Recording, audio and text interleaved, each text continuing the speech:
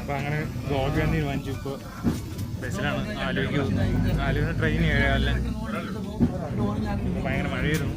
Bus കയറിയപ്പോൾ നമ്മുടെ അവിടെ നിന്ന് ബസ് കയറി ആലുവയ്ക്കുള്ള മഴ കാരണം ഇപ്പോൾ ബസ്സിനകത്താണ് ആലുവയ്ക്കുള്ള ബസ്. ആലുവയിൽ നിന്ന് 7:15 ട്രെയിൻ. നിസാമുദ്ദീൻ ഡൽഹിക്ക് പോകുന്ന ട്രെയിനൊന്നും റിസർവേഷൻ ഒന്നുമില്ല. അവിടെ ചെന്ന് ടിക്കറ്റ് എടുത്തിട്ട് വേണം. പെട്ടെന്നുള്ള തീരുമാനമായിരുന്നു. ടിക്കറ്റ് ഒന്നും എടുക്കാനുള്ള സമയം കിട്ടിയില്ല.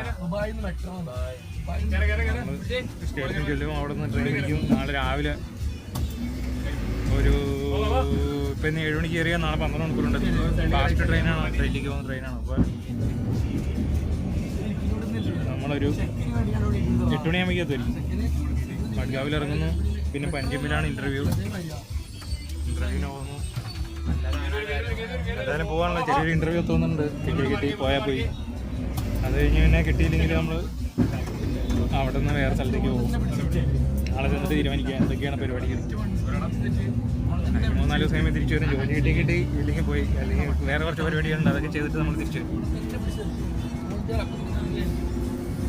മഴയാണ്, ഭയങ്കര മഴ ഒന്നും ഇരിക്കുകയാണ്.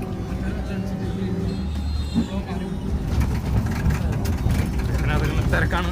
ബസ്സിന് ഒരു അരമണിക്കൂർ എത്തുന്നു. ഇപ്പോൾ പട്ടിയായിട്ട് കഴിഞ്ഞു. കിഴക്കമ്പലമാണ് ബസ്സിലെ അവസ്ഥ. തിരക്കാണ്, മഴയാണ്.